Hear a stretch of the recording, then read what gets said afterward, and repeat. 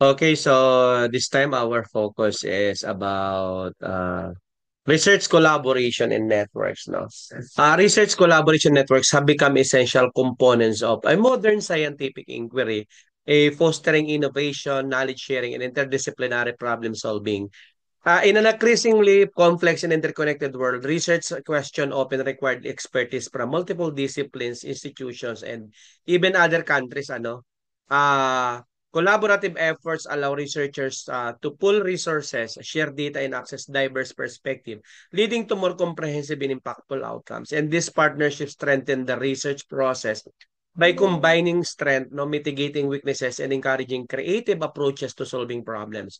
And to give us more details about the topic, okay, let us play the available presentation of our presenter. Go ahead.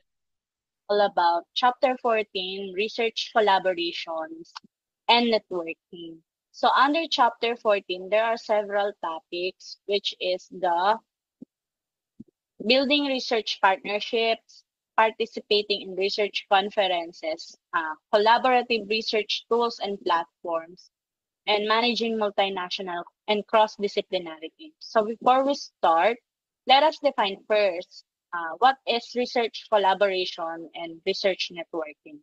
So research collaboration refers to the partnership between two or more parties, typically researchers or institutions working together to achieve common goals. While research networking, it involves utilizing tools and platforms to connect researchers, share knowledge, and facilitate collaboration in various academic fields. So collaboration promotes the building of effective communication and partnerships and also provide equal opportunity among team members. So it honors and respect each member's individual and organizational style. So collaboration also, it promotes ethical behavior by maintaining honesty, integrity, equity, transparency, and confidentiality. So there are four types of collaboration. Number one is the intra-institutional collaboration. So teams from the same institutions work together on projects without external funding. So example of this, members of two research groups in different department of the same institution work together on a project. So no external funding is involved and the work is divided reasonably equally between the two groups. And all those involved meet together regularly to review their progress and plan for publication of their results. So number two is the interinstitutional collaboration. So researchers from different academic institutions collaborate and often sharing resources and expertise. Example of this, a researcher from a private company works with the research group of an academic faculty member for several months. So during this time, the non-academic researcher pursues his own project while learning about current techniques and research questions from the graduate students in the group. So number three is the industry academic partnership. So collaboration between academic researchers and industry professionals to apply research and practical context. Number four is the government collaboration. So partnership with government entities that may provide funding or resources for specific research initiatives.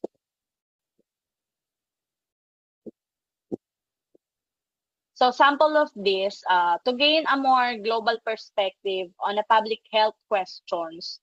So a collaboration among 10 research group in 6 countries established.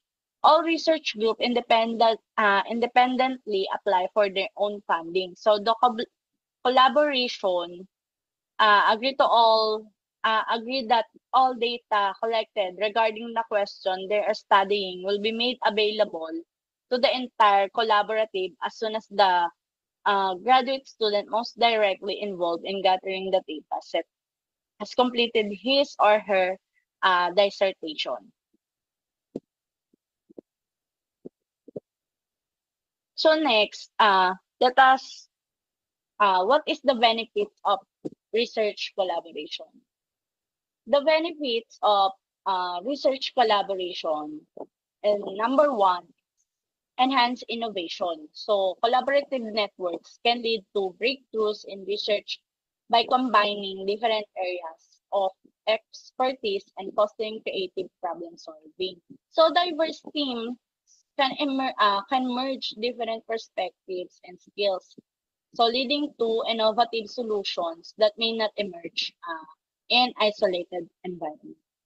So number two is increased funding opportunities. So joint application for research funding are more likely to succeed when multiple institutions collaborate. So as they present uh, a united front with a broader impact potential. So collaborations can provide access to specialized equipment, funding opportunities, and broader participant pools for studies.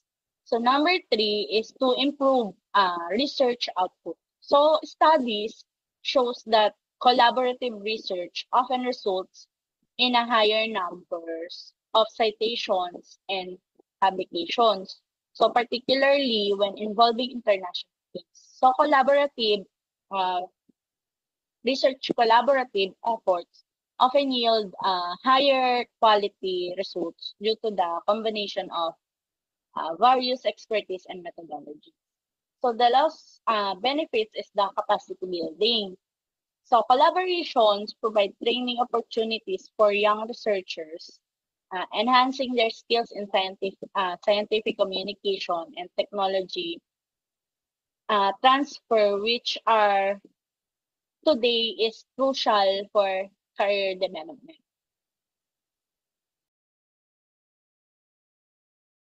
So next, challenges in collaboration. So number one, while we have the benefits of research collaboration, there are also challenges in research collaboration.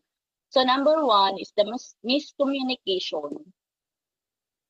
So miscommunication, different disciplinary languages and practices can lead to misunderstanding among team members. Number two is the role confusions. So unclear responsibilities may result in overlapping duties or gaps in project execution. So number three is the conflict resolution. So disagreement over authorships or project direction can arise. So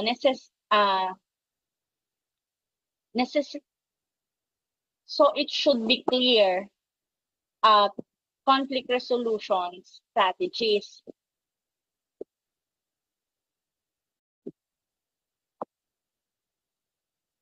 So next is the trends in research collaboration. So there are trends in research collaboration. One of this is the digital transformation. So as we all know, the rise of digital tools and platforms has transformed how researchers connect and collaborate by making it easier to form networks and share information globally. So later on, I will discuss about the some platforms or some digital tools that used to uh, research collaboration. So number two for the trends in research collaboration is focus on sustainable development goals or SDGs. SDG. There is an increased emphasizing on collaboration that support global initiative like the SDGs. So which require coordinated effort for various stakeholders to address complex challenges. So number three is emerging collaborative models. So new models of collaboration are evolving. So including virtual teams and partnerships that leverage social media and open access platforms to facilitate communication and resource sharing among researchers. So what are the components of successful research collaboration? So to help prevent disappointment and increase the efficiency of such partnership, researcher academy Dr. Ijas Isaac, so a marketing specialist and all-around collaboration experts, discuss the key to successful academic collaboration. So number one is diligently follow the schedule. So as a fruitful collaboration can be, their effectiveness depends on formalizing a firm and effective schedule that works for all parties. So once established, it is vital to follow this schedule implicitly, or it is uh, it is vital to follow this schedule strictly to ensure efficient working on all accounts. So there are tips that he gives. Number one is to create and use a shared calendar and to-do list. So this way, not only will you or will not only one of the researcher will be able to manage some tasks while keeping other partners aware of your progress and timeline. So it will also keep your research partners on track. So number two is the division of responsibilities. So one of the main reasons for failed collaborations is misaligned expectations. So to avoid this, it might help to formalize responsibilities through a written record of who is doing what.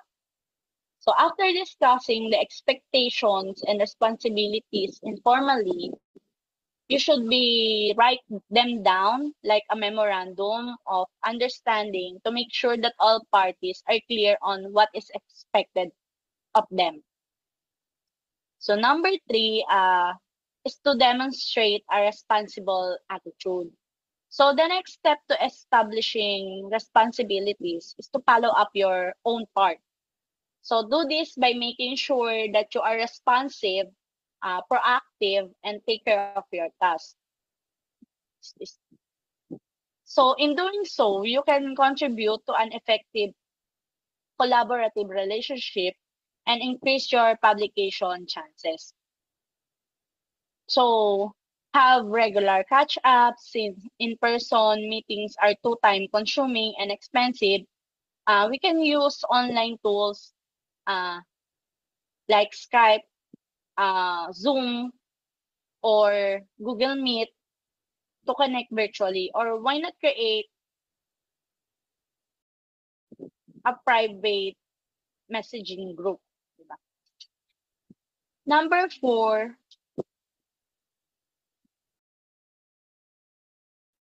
is to agree on deliverables. So just like a clear division of responsibilities, the project deliverables should also be clarified and confirmed early on. So achieving this entails establishing comprehensive details on when these expectations are to be met and how they contribute to the overarching projects. So shared calendar considered using collaboration, enhancing web tools like Slack and Trello to enhance communication and sharing of timelines, statuses, and output. So number five, keep it a formal relationship. So while having a friendly rapport with your collaborators, is to be encouraged. Migrating into an informal relationship can be counterproductive towards the achievements of your research goals. So collaborations that lack a formal work setup can impact the schedule, responsibility, and expected deliverables. So before every meeting, virtual or in person, send an agenda in advance and ask the other parties if they want to change or to add anything on the agenda. So don't merge work and social meetings with your don't with your partners. So last but not the least is the be patient. So this is the final tip that patience goes a long way in overcoming the hurdles that will inevitably affect your project. So especially when you are working as part of a potentially large team. So spread out all over the globe. So it's easy to become frustrated and delusion, delusions.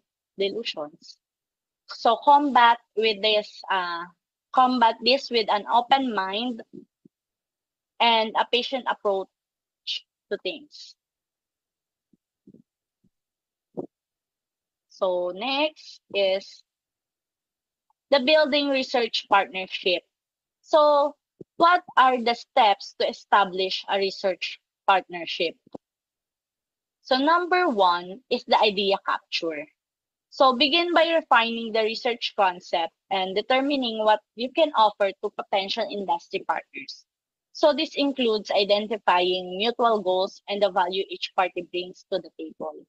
So number two is identifying partners.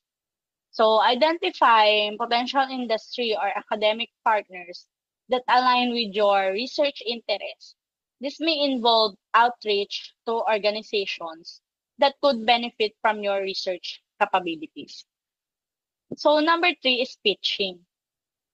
So develop a concise proposal that outlines the research objectives, expected outcomes, and financial considerations.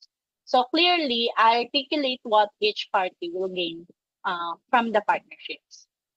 Number four is the negotiations.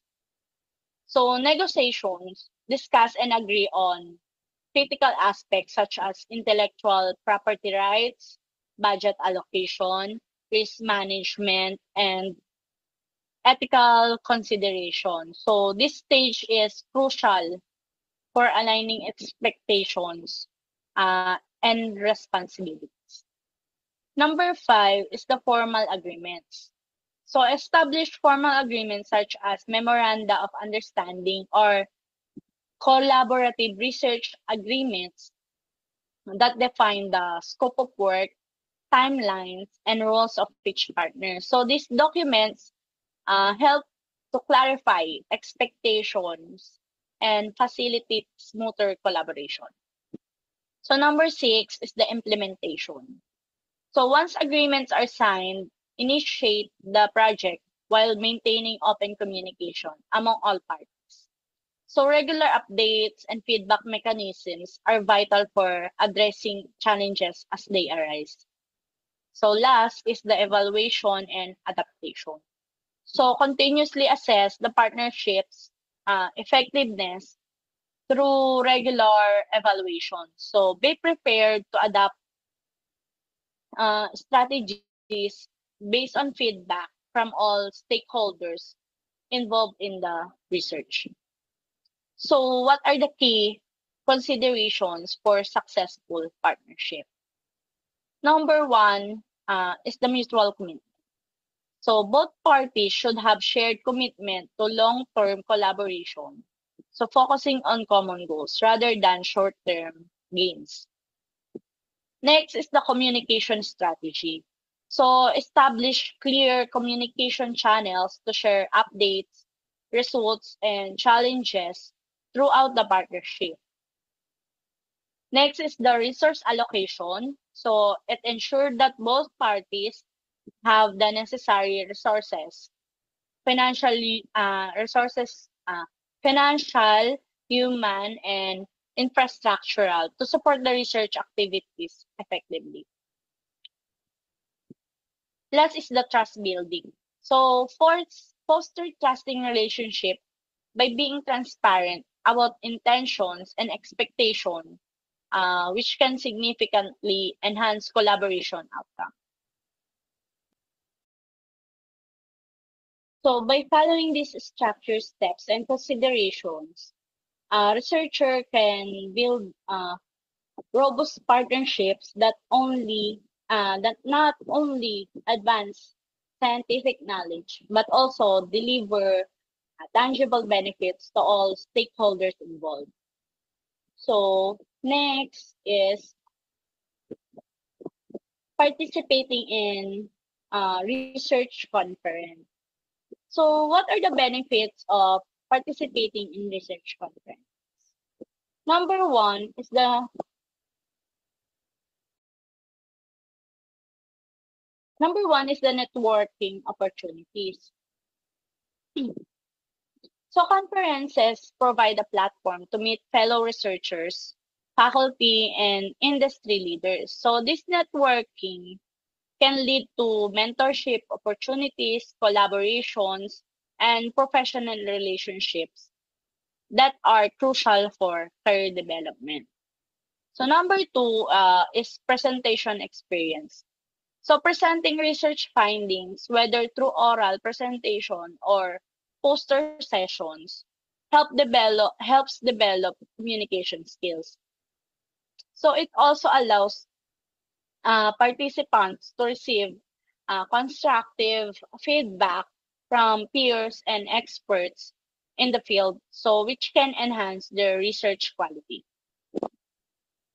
Number three, Number three is it expose to new ideas. So conferences often feature keynote speakers and panel discussions that cover cutting edge research and emerging trends. So this exposure is vital for staying updated within your field and sparking new ideas for your own research.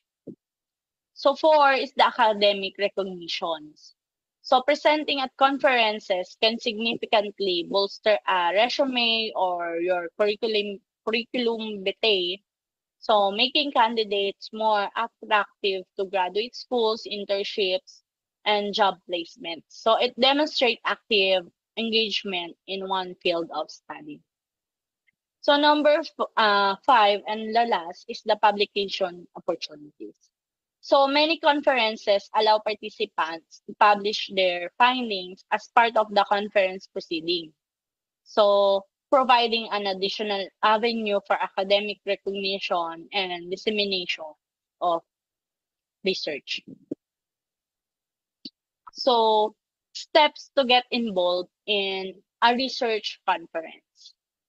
So one is to identify your research interest. So choose a topic that excites you or align with your academic and professional goals. So this could involve collaborating with a faculty member whose interests match yours. Number two is to conduct thorough research. So engage in a literature review to understand the current state of knowledge in your area of interest. So this will inform your research design and methodology. So number three is to prepare your submission. So most conferences issue a call for proposals several months in advance. So prepare an abstract summarizing your research question, methodology, results, and conclusion. So it ensures it adheres to the submission guidelines provided by the conference. So number four is design your presentation. So depending on the format, oral presentation or poster, create materials that clearly convey your research findings. So for posters, focus on visual clarity and concise information presentation. Number 5 is to practice your delivery. So if presenting orally, rehearse your talk multiple times to build confidence. So for poster sessions, be prepared to discuss your work with attendees who may have questions or feedback. Number 6 is engage during the conferences. So attend various sessions, ask questions, and network with other attendees. So this engage can lead to fruitful discussion and potential collaboration. So by following these steps and understanding the benefits of participating in research conferences, you can maximize your experience and contribute meaningfully to your field of study.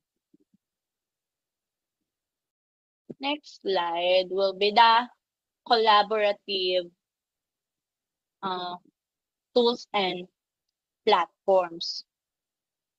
So, collaborative research tools and platforms are super useful in today's research landscape.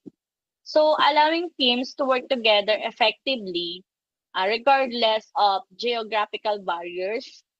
So these tools enhance communication, streamline workflows, and facilitate data sharing among researchers.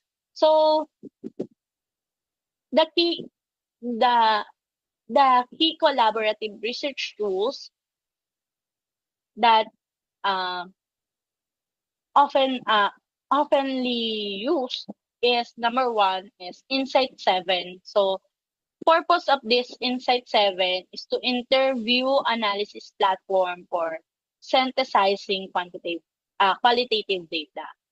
So it features automated transcription with high accuracy and thematic analysis to identify key insights. So collaboration capabilities allowing multiple users to access projects simultaneously and customized reporting for presenting findings to stakeholders. So number 2 is the Google Drive. So the purpose of Google Drive is cloud-based storage for file sharing and collaboration. So it features real-time collaboration on documents, organized file management with folders and subfolders. So integration with Google Workspace tools like Docs and Sheets can use in Google Drive. So number 3 is the Slack. So the purpose of Slack is messaging platform for team communication. So it features channels for project specific discussion, file sharing capabilities also, and integrations with other tools such as Google Drive and Zoom. So number 4, the one that we always use in research subject is the Zoom. So purpose of Zooms is video conferencing tool for remote collaboration. So it features high quality video and audio for meetings, recording capabilities for later review, and breakout rooms for focus group discussions. Number 5 is the Trello. So the purpose of Trello is visual organizational tools for managing tasks and projects. So it features interactive boards to organize ideas using cards. So it easy tracking of project progress through visual cues. Number 6 is the Asana. So Asana, purpose to project management tools designed to track tasks and deadlines. So it features task assignments and progress tracking. So it integrates also with various productivity tools. Number 7 is the ResearchGate. So purpose of the ResearchGate is the academic networking site for researchers. So it features some sharing research papers and findings with peers or with co-researcher. So networking opportunities within the academic community. So number 8 is the Figshare. Uh, Figshare, also it is a platform for sharing research outputs and data. So it features uh, allows researcher to upload data sets, figures, and other research materials for collaborations. So what are the benefits of collaborative research platforms? Number one, of course, it enhances communication. So these tools foster real-time communication among team members, which is crucial for effective collaboration, especially in remote settings. So next one is the data management. So many platforms integrate data management system that helps organize research materials efficiently. So by making it easier to access necessary information quickly, like we use in Google Drive. Next is the project tracking. So project management features allow teams to set deadlines, assign tasks, and track progress, ensuring that project stays on schedule. So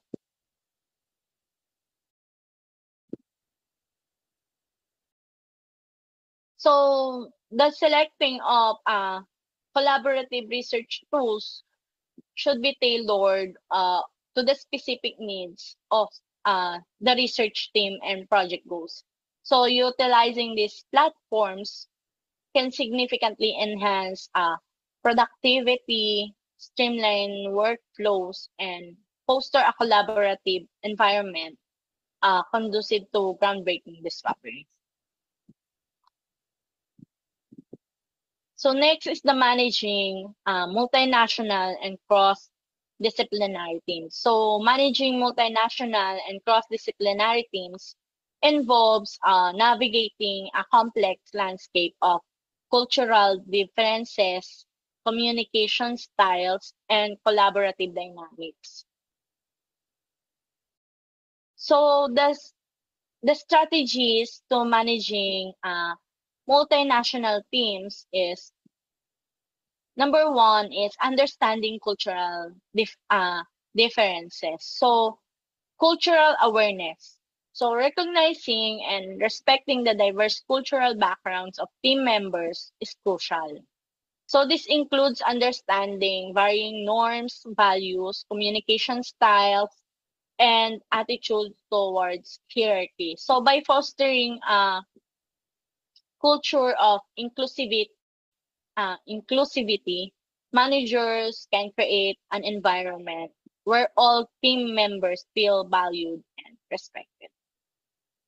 So number two is the establishing clear communication. So communication channels, so effective communication is essential for success in multinational teams.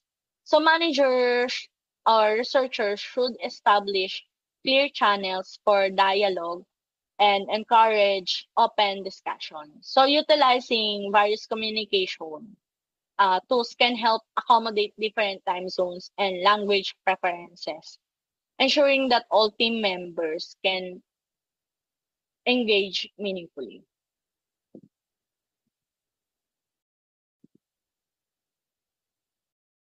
Next is building trust and rapport. In building trust and rapport, uh, you use the personal connections.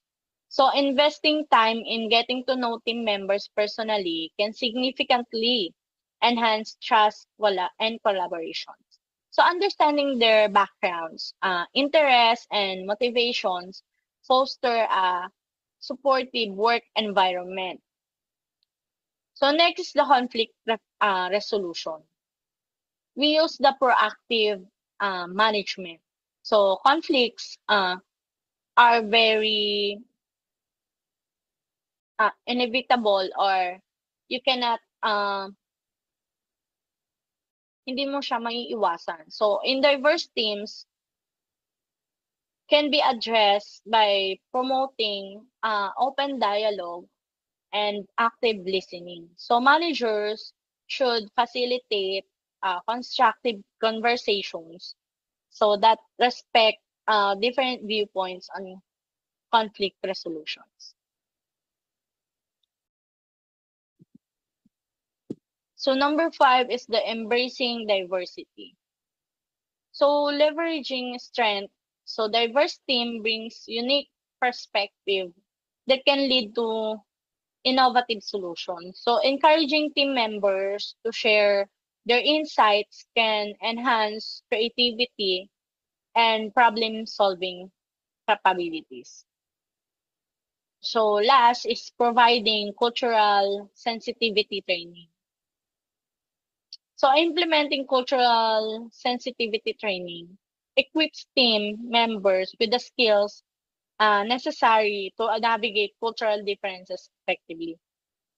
So this training fosters awareness of diversity and enhance collaboration within the team. So what are the techniques for cross-disciplinary teams? So for cross-disciplinary teams, strategies like shared goals ensure that all team members understand the project objectives and how their contributions affect one another's work.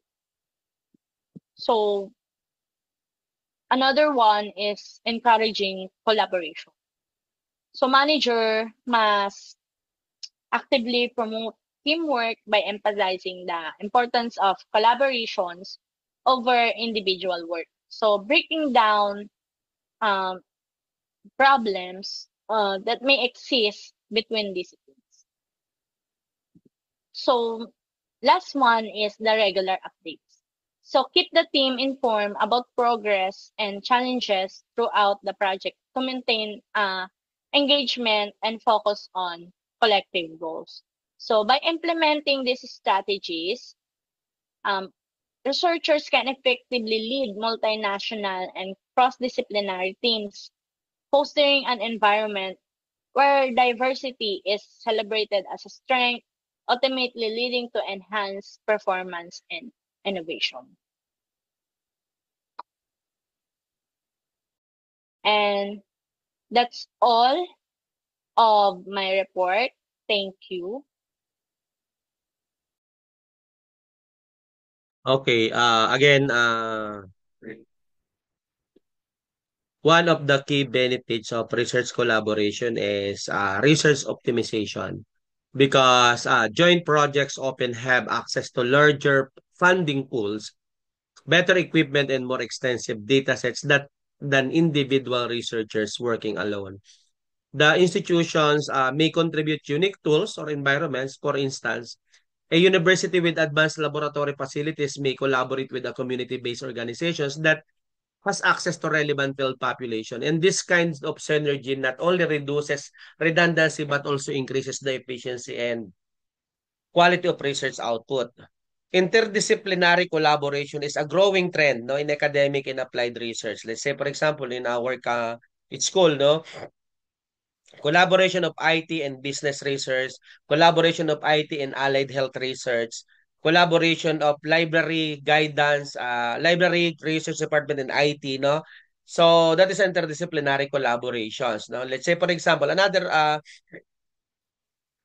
or some complex issues such as yung climate change, no, public health crisis or digital transformation demand insights from various fields. No? Let's say for example, no, a study on pandemic response might require epidemiologists, no, data scientists, behavioral psychologists, and public policy experts working together. So through collaborative networks, researchers can cross disciplinary boundaries, enabling them to address multifaceted challenges more effectively and generate more holistic solutions.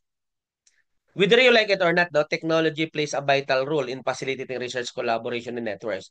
Online platforms like cloud storage, video conferencing, and Collaborative tools like Google Workspace, no, Mendeley and GitHub enable real-time communication and data sharing across different locations. So global initiatives such as research consortia and academic alliances promote sustained engagement through conferences, joint publication, and co-author grant proposal because the digital and institutional infrastructure support a more connected and productive research environment. So, therefore, research network enhance visibility and career development. So, through participating in a collaborative projects, the researchers can expand their professional circles, no, gain recognition, no, and access mentorship and training opportunities.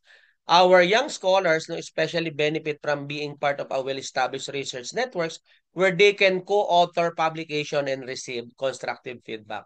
In the long run, I think no, this connection often lead to new research direction, policy impact, and long-term academic partnership. In this way, collaboration and networking are not just tools for advancing research, but also pathways for sustaining a vibrant, inclusive, and globally relevant research culture. Okay?